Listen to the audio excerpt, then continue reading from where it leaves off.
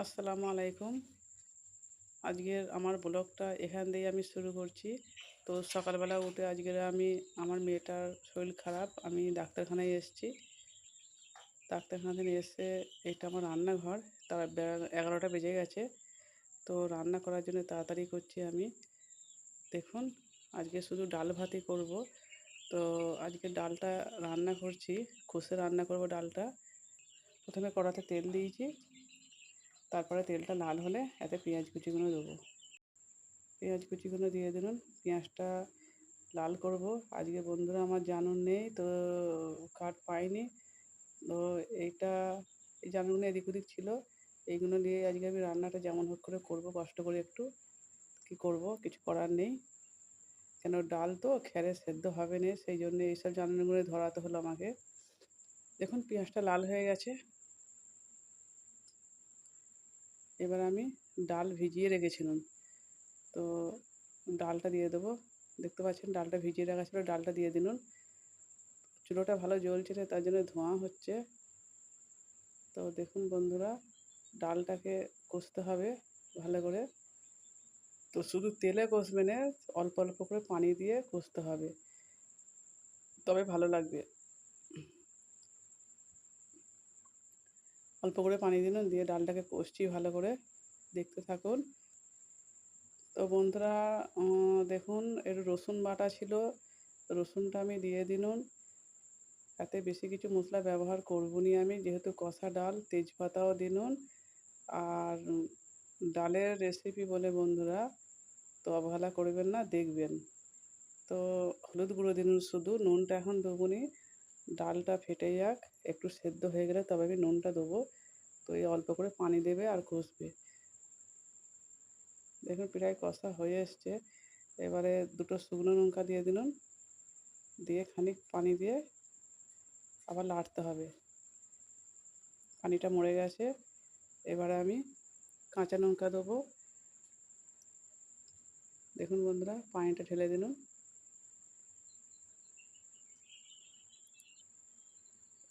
দেখুন বন্ধুরা, দুটো কাঁচা লঙ্কা আমি দিয়ে দিলাম। এতে গুঁড়ো লঙ্কা ব্যবহার করিনি, শুকনো লঙ্কা আর কাঁচা লঙ্কা পাইল করে।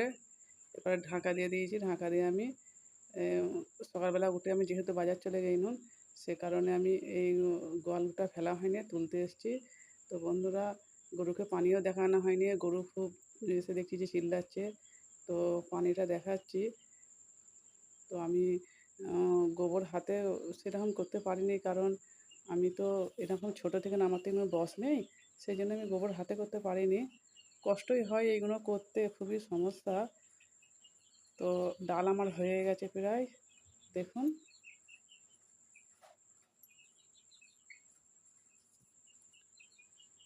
প্রায় সেদ্ধ হয়ে গেছে ডালটা। এবার নুন দিন। এবার নুন দিয়ে এদিক ওদিক নাড়াচাড়া করে দেখুন প্রায় সেদ্ধ হয়ে অর্ধেক সেদ্ধ হয়ে গেছে। তো নুনটা দিয়ে দিন। নুনটা দেওয়ার পরে তো আর খানিক পানি দেবো। এই ডালটা কিন্তু বেশি পাতলা হবে না, ডালটা ঘনই হবে। আর অল্প করে পানি লাগবে, কেন সেদ্ধ এবারে ডালটা যেটুকুনি বাকি আছে ওটা পুরোটা সেদ্ধ হয়ে গেলে এই পানিতেই সেদ্ধ হবে, আর এই পানিটার মধ্যেই থাকবে। আর পানি দেওয়ার দরকার নেই, আর বেশি পাতলাও হবে না, ডালটা ঘনই হবে। তো বন্ধুরা দেখুন, ডাল আমার হয়ে গেছে। ওই হাটে যে গেছিলাম ডাক্তারখানায়, তো সেখান থেকে আমি ওই টমেটো চারা আর বেগুন চারা কিনে এনেছি। আগের দিনে আমি পুঁই লাগিয়েছি, এখন টমেটো চারা বেগুন চারা কিনে এনেছি। তো সেইটা আমি বসাচ্ছি, বেগুন চারা টমেটো চারা বন্ধুরা বসাচ্ছি দেখুন।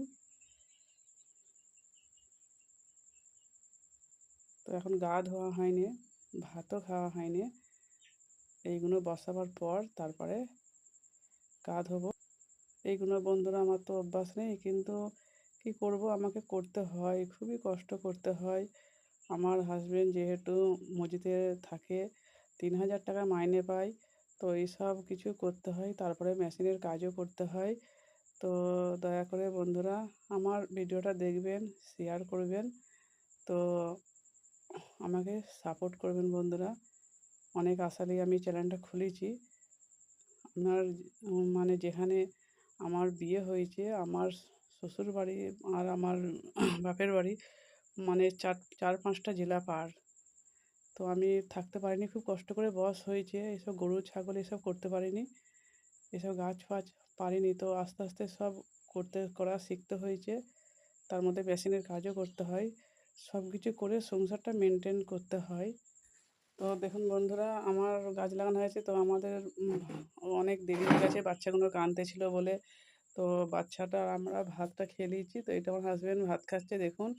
তো এই ডাল আর আলু ভর্তা করেছি, আর যে ডাক্তারখানায় গেছিলাম সেখান থেকে চপ নিয়েছি, 2টো চপ নিয়েছিলাম, চপ ভর্তা করেছি, আলু ভর্তা, আর এই ডাল দিয়ে, যে ডালটা আপনাদের দেখানো ডালটা দিয়ে ভাত খাচ্ছে, তো দেখতেই পাচ্ছেন। তো বন্ধুরা, আমি আমার আজকের ব্লগ চ্যানেল আজকে আমি এখানেই শেষ করছি।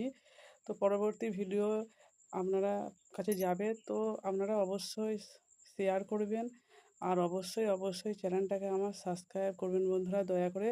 কারণ পরবর্তী ভিডিও আপনাদের কাছে দেখাতে পারবো, বা আমার আরও অনেক কিছু যে দেখাবার আছে সেইগুলো আমার বলার আছে, বা আপনাদের সঙ্গে সেগুলো আমি শেয়ার করতে চাই। তো বন্ধুরা, আমার পাশে থাকবেন, আর এতক্ষণ দেখার জন্যে আপনাদের কাছে ধন্যবাদ। আসসালামু আলাইকুম।